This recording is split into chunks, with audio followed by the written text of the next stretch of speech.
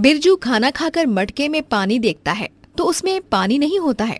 तभी एक गिलास में बिरजू की पत्नी राधा पानी लेकर आती है और देते हुए कहती है, ये लीजिए, वो आज मैं सुबह नदी से पानी नहीं ला पाई, इसीलिए हमारे पास आज पीने का पानी नहीं था।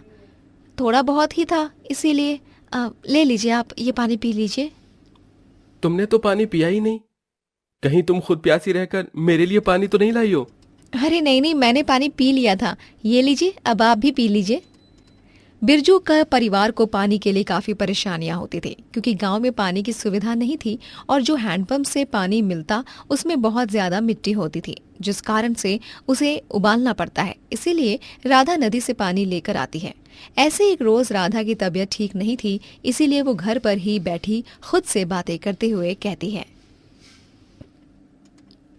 मुझे अचानक से चक्कर क्यों आ रहे हैं? मुझे तो पानी लेने भी जाना था। अगर मैं पानी नहीं लेने गई तो हम लोग पानी क्या पिएंगे? हे भगवान, पानी के लिए तो किसी को मत तरसाओ। मुझे पानी लेने तो जाना ही होगा, लेकिन इतनी दूर नदी है, वहां से मैं पानी कैसे लाऊंगी इस हालत में? नहीं, मुझे हिम्मत तो करनी होगी। राधा नदी का पानी लाती है, वो भी गंदा होता है। ये देखकर बिरजू कहता है, अरे राधा, ये पानी तो गंदा है। अब नदी से यही पानी मिलता है, हैंडपंप के पानी से तो ठीक ही रहता है। कोई बात नहीं राधा, तुम इतनी दूर से पानी भरकर लाई हो, इतनी मेहनत की है, इसे प्यास तो बुझी जाएगी हमारी। नदी का पानी भी अब धीरे धीरे गंदा होता जा रहा था और वो भी पीने लायक नहीं बच रहा था।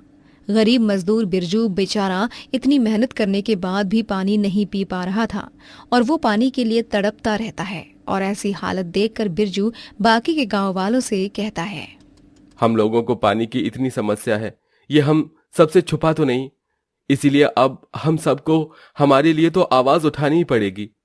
आज ही हमने सरपंच जी के पास जाना पड़ेगा और एक अकेले की आवाज से कुछ नहीं होने वाला। हम सभी गांव वालों को साथ में चलना पड़ेगा।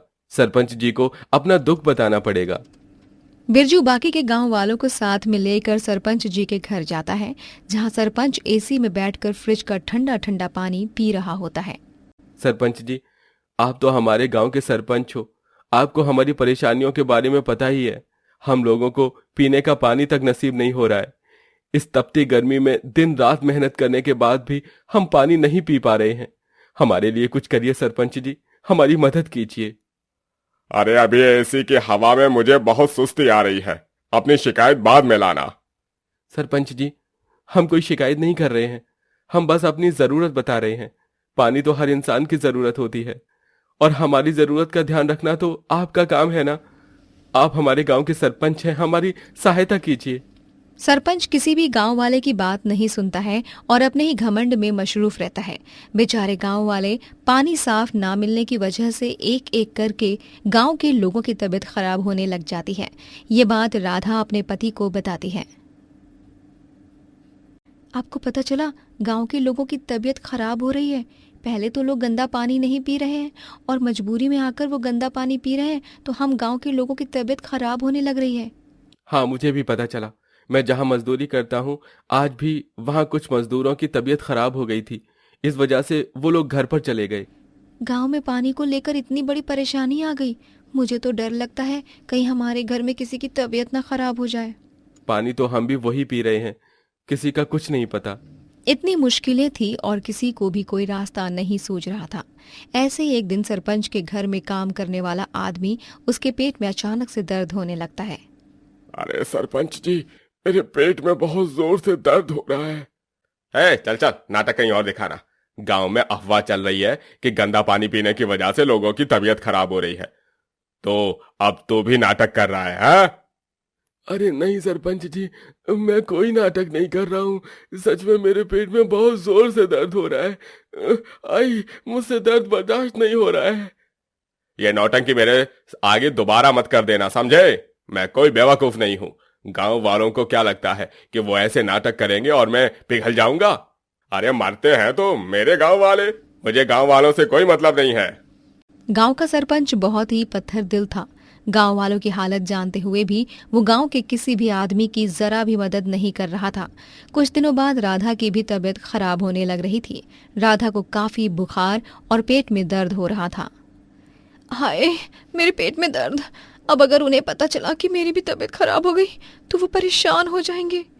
तभी वहां बिरजू आ जाता है और वो राधा की यह हालत देखकर राधा के सर पर पानी की पट्टी रखता है। अरे, हमारे पास पीने का पानी नहीं है और आप पानी की पट्टियां मेरे सर पर रख रहे हो। ऐसे पानी को बर्बाद नहीं करना चाहिए हमें।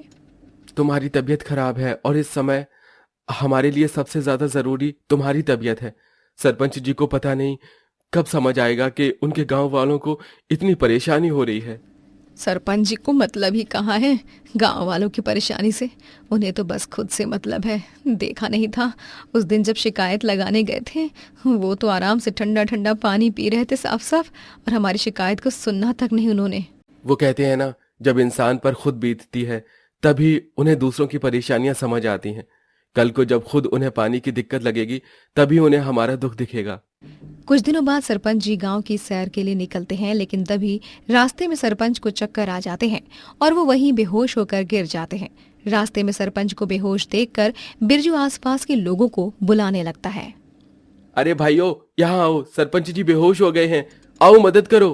बिरजू की आवाज सुनकर वहां गांव वाले आते हैं और वो तुरंत सरपंच को खाट पर पेड़ की छांव में लिटा देते हैं और मटके का पानी पिलाने लगते हैं। कुछ देर बाद सरपंच को होश आता है और आसपास गांव वाले उसकी मदद के लिए ये देखकर सरपंच की आंखों में आंसू आ जाते हैं। सरपंच जी, आप ठीक तो है ना? आप यहाँ रास्ते में बेहोश हो गए थे। मैंने देखा तो गांव वालों को बुलाकर आपको यहाँ लिटा दिया। अब तो आपको ठीक लग रहा है ना? अरे आप सब लोग गांव वालों ने मेरी मदद की। मैंने आप लोगों की जरूरत की चीज पानी तक की सहायता नहीं की और आप सबने फिर भी मेरी इतनी मदद की। सरपंच जी, सबका अपना स्वभाव होता है। आप जैसे भी हैं हो तो हमारे सरपंच ही ना।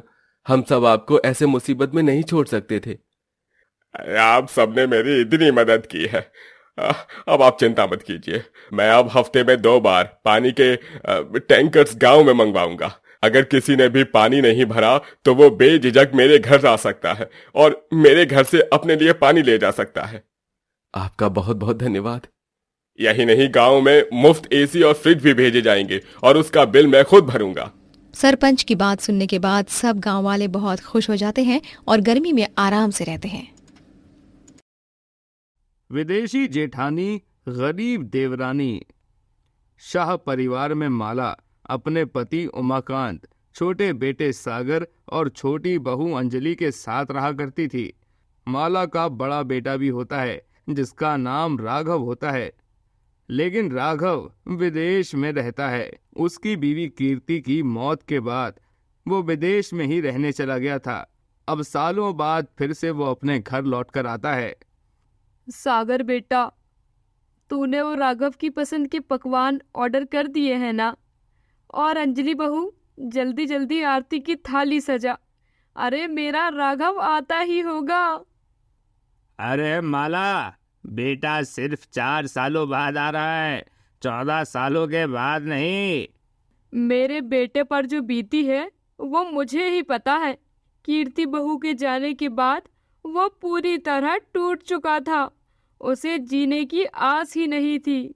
लेकिन वो तो भगवान का लाख लाख शुक्र है कि उसे विदेश से नौकरी का बुलावा आया और काम के सिलसिले में ही सही उसके जीवन में थोड़ा सा बदलाव आया। ठाकुर जी की कृपा यूं ही मेरे बेटे पर बनी रहे। उतने में घर की डोर बेल बजती है और जैसे ही माला आरती लेकर दरवाजा खोलती है, वो राघव को एक विदेशी औरत के साथ देखती है जिसकी मांग में सिंदूर होता है और उन दोनों के गले में वरमालाएं भी होती हैं। उस विदेशी औरत को देखकर सबके होश उड़ जाते हैं। नमस्ते, मेरा नाम एमिली है। मैं धर्म की पत्नी हूँ। क्या? अरे एमिली, धर्म की पत्नी नहीं, ऐसा कहो कि मैं राघव की धर्म पत्नी हूँ। राघव, ये सब क्या है? तूने ये क्या कर दिया? राघव भाई साहब, आपको ले देकर एक विदेशी जेठानी ही लानी थी क्या मेरे लिए? राघव भैया, इतना बड़ा कदम उठाने के पहले आप थोड़ा सोच तो लेते। अरे राघव, ये तुमने बहुत गलत किया है।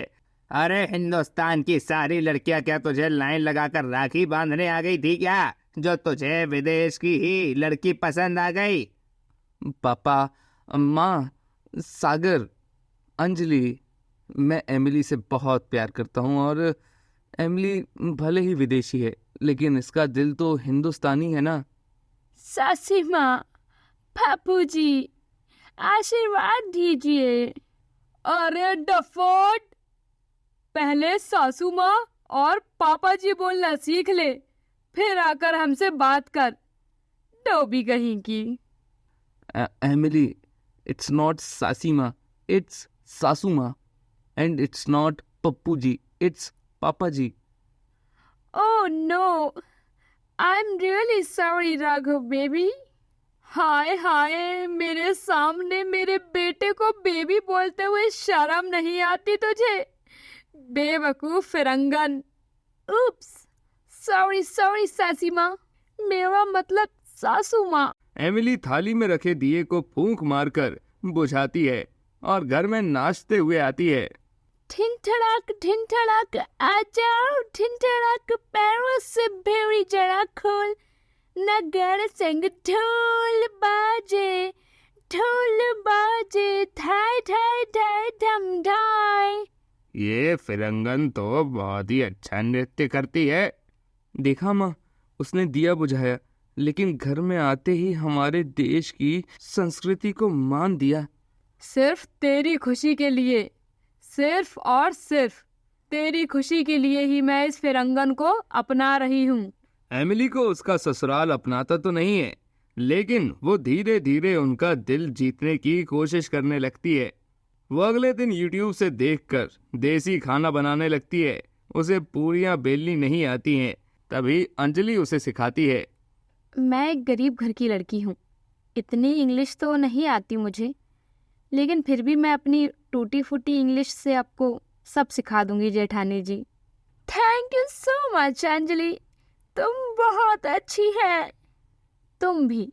ये देखो, ये ना इस तरह, दिस बेलन holding in a hand and then इसको ऐसे इस पर घुमावी एंड देन इस तरह से गोल पूरी बनानी।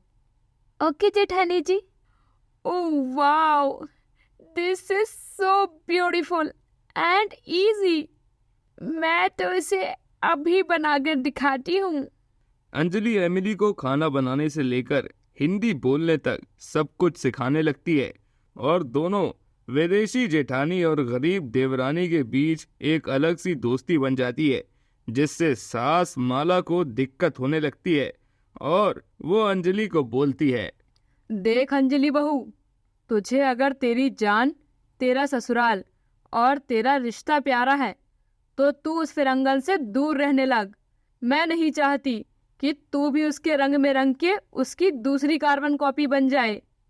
लेकिन माँ जी, एमिली फिरंगन जरूर है, लेकिन जैसे राघव भाई साहब ने कहा था, वो दिल की एकदम अच्छी है और हमारी भारतीय संस्कृति और परंपरा से बहुत प्रेम करती है। अरे मुझे उन सब से कोई फर्क नहीं पड़ता। उसके कपड़े देखे हैं, उसका चाल चलन देखा है, लोग कितनी बातें बनाएंगे तुझे पता है? माँ जी, आप बिल्कुल बेफिक्र रहिए, क्योंकि मेरी विदेशी जेठानी पटाखा नहीं, पटाखों का बॉक्स है, बॉक्स। उसने अभी अभी तो घर में कदम रखा है। देखना, जैसे वो धीरे धीरे हम लोगों का दिल जीत रही है, एक दिन वो आपका भी दिल जरूर जीत लेंगी। मुझे वो सब नहीं पता कि ऐसा कभी कुछ होगा भी या नहीं, लेकिन मैं तो यही कहूँगी कि ठाकुर जी करे वैसा दिन कभी ना आए। इतना कहकर माला वहां से चली जाती है। एमिली ने उन दोनों की बातें सुन ली होती है और उसे बहुत बुरा लगता है। एमिली को भावुक देख अंजलि उसके पास जाती है। क्या हुआ जेठानी जी? कुछ नहीं अंजलि, बस यूं ही आंसू बहने लगी है चीनिक से।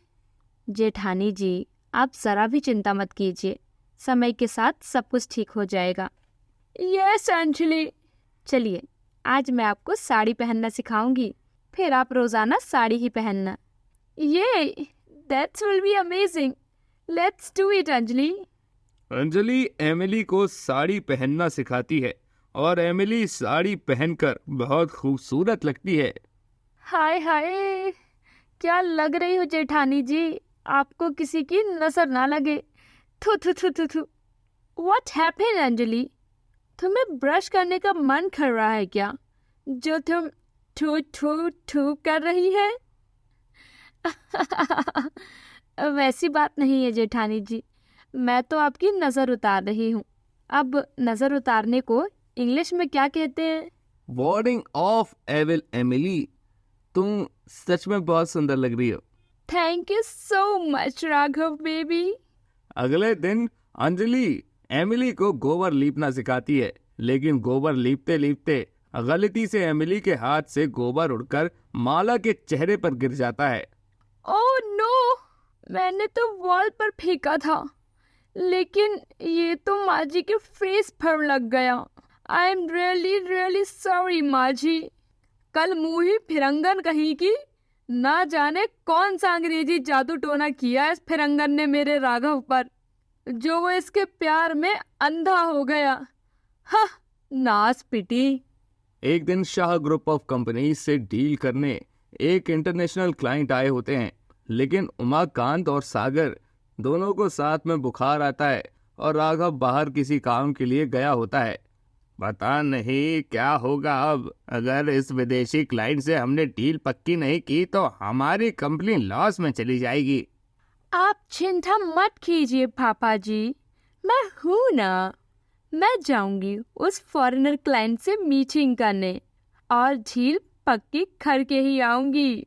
एमिली उस इंटरनेशनल क्लाइंट से डील पक्की करती है और उमाकांत के बिजनेस को डूबने से बचा लेती है। एमिली की इस अच्छाई को देख सख्त माला भी आखिरकार पिघल ही जाती है। धन्यवाद एमिली, मेरी बड़ी बहू। तू अगर नहीं होती तो आज तो पता नहीं क्या होता। ना राघव का फोन लग रहा था और ना ही उमाकांत जी और सागर जा सकते थे मीटिंग में, लेकिन ना जाने तूने कैसे डील पक्की कर ही दी। मुझे माफ कर दे बहू, लेकिन सच कहूँ तो अंदर ही अंदर मुझे तू पहले दिन से पसंद थी।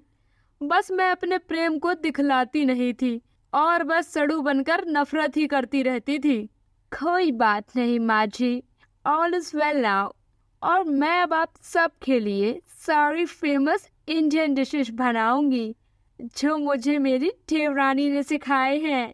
एमिली सबके लिए स्वादिष्ट भारतीय खाना बनाती है और सभी उसे प्यार से खाते हैं, और राघव अपना अमेरिका का बिजनेस इंडिया में खोल लेता है और वो सभी एक साथ खुशी से रहने लगते हैं।